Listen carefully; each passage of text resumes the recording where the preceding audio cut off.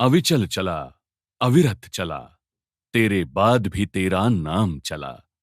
सेवा, समर्पण और सद्भाव से निरंतर तेरा काम चला। कर्म को ही अपना धर्म बनाकर तूने नया इतिहास रचा।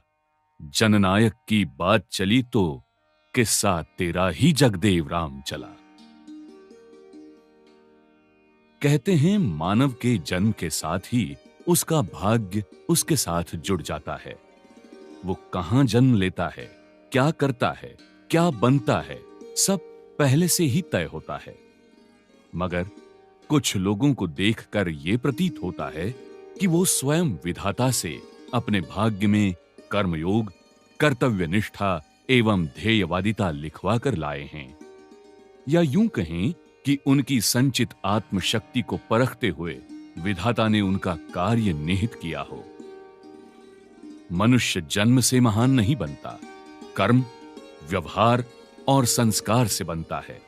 और जिस व्यक्ति में इन सभी गुणों का असाधारण मिलाप हो, वो अपने आप को समाज और जन कल्याण से दूर रख ही नहीं सकता।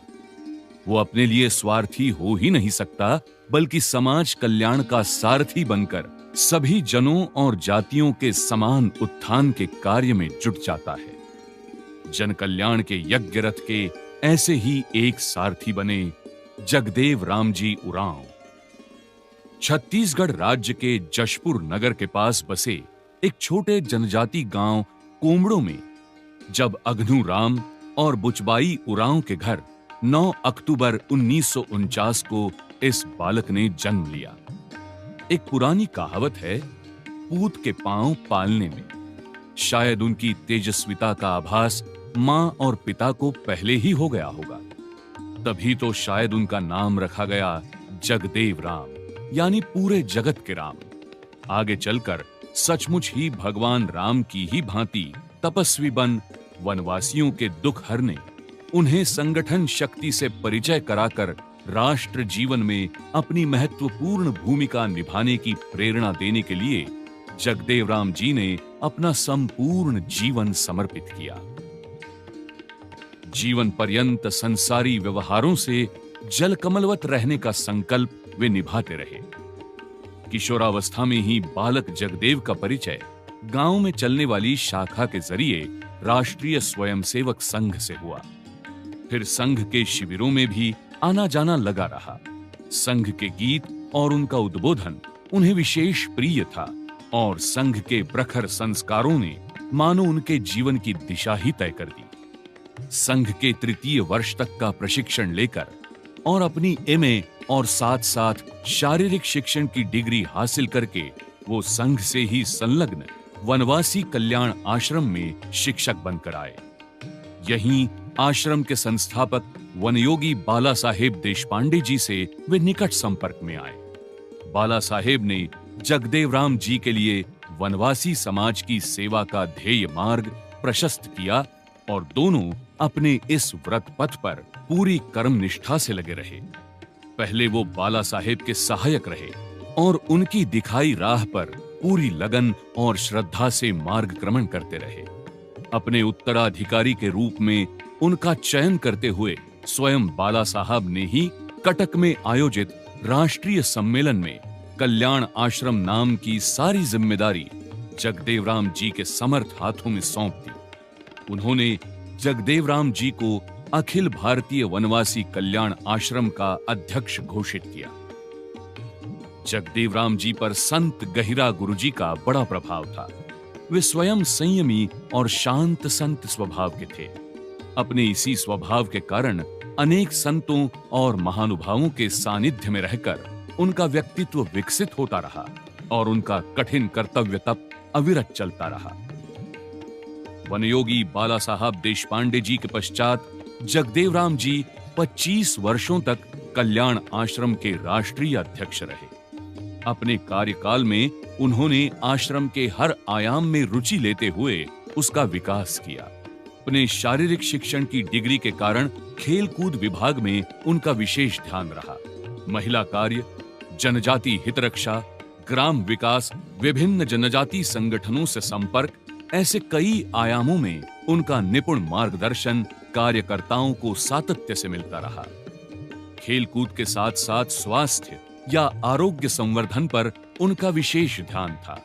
वनांचलों में दूरस्थ जनजाति गांवों में स्वास्थ्य के प्रति जागरूकता लाने हेतु तथा उन बीमार व्यक्तियों की सेवा हेतु जो अस्पताल नहीं जा पाते, वनवासी कल्याण आश्रम द्वारा आरोग्य रक्षक योजना चलाई जाती है। जगदेव राम जी इन आरोग्य रक्षकों के प्रशिक्षण एवं मनोबल बढ़ाने पर जोर देते थे। आश्रम के चिकित्सा शिविरों को दूर दराज के इलाकों तक ले जाने का उनका हमेशा प्रयास रहता। आज जशपुर में बने आश्रम के नए अस्पताल को जगदेव राम जी का नाम मिल रहा है, ये बड़े सौभाग्य की बात है और जगदेव राम जी को कल्याण आश्रम की यथोचित श्रद्धांजलि भी।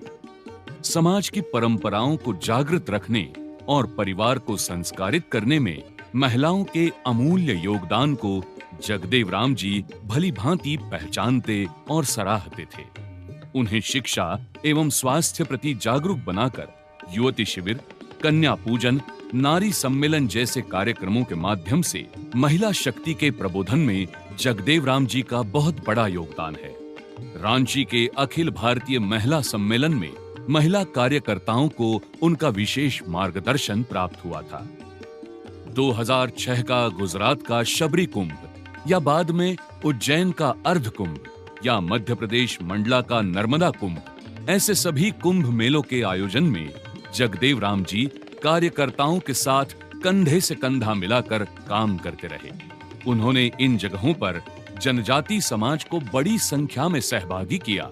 संतों की धर्म सभा एवं सांस्कृतिक कार्यक्रमों के माध्यम से जनजाति समाज में जन जागरण और एकात्मता भाव का अद्भुत संचार किया।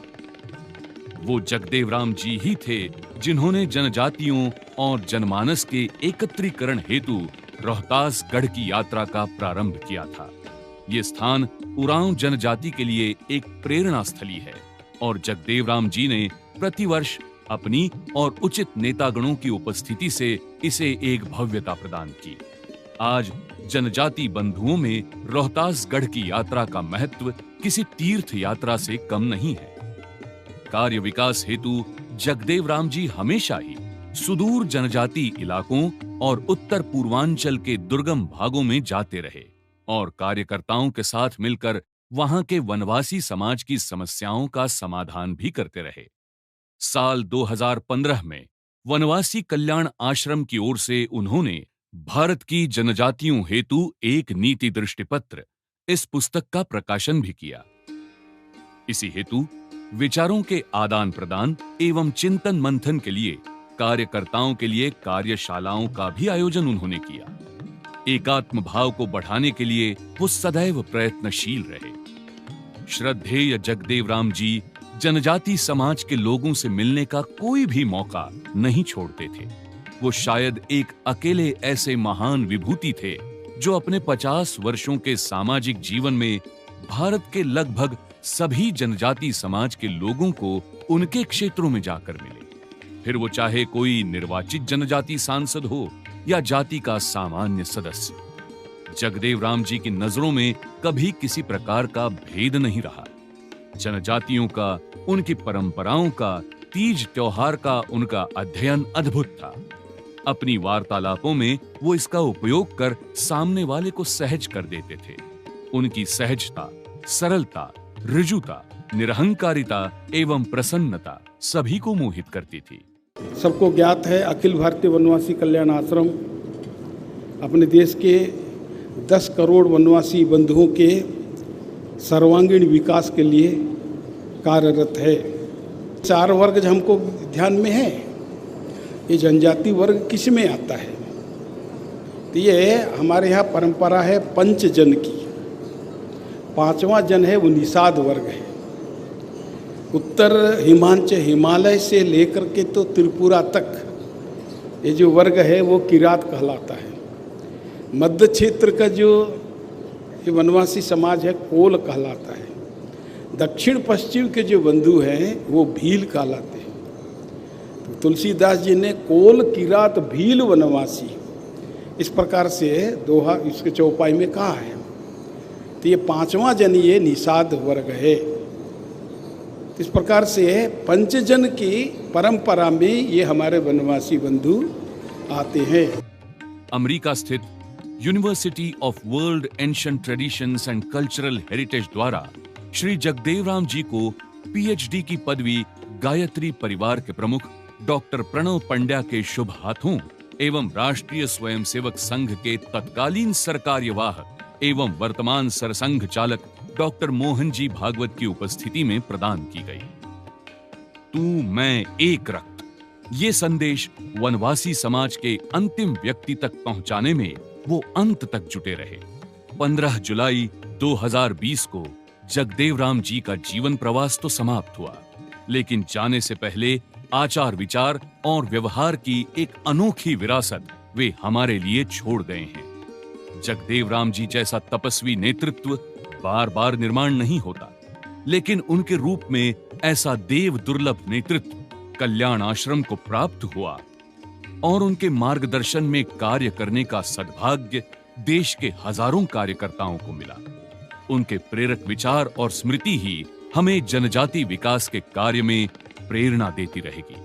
कल्याण आश्रम की उपलब्धियों के बारे में जब कभी विचार होगा, तब जगदेवराम जी जैसे उत्तुंग नेतृत्व का निर्माण ये सबसे प्रमुख उपलब्धि मानी जाएगी। हम सब भारतवासी हैं, हम सब भारतवासी हैं। कौन आदि है सब अनादि है, हम सब भारतवासी हैं, हम सब भारतवासी हैं। पुरखे सब के खून एक है, नगर ग्राम वनवासी हैं। हम सब भारतवासी हैं, हम सब भारतवासी हैं।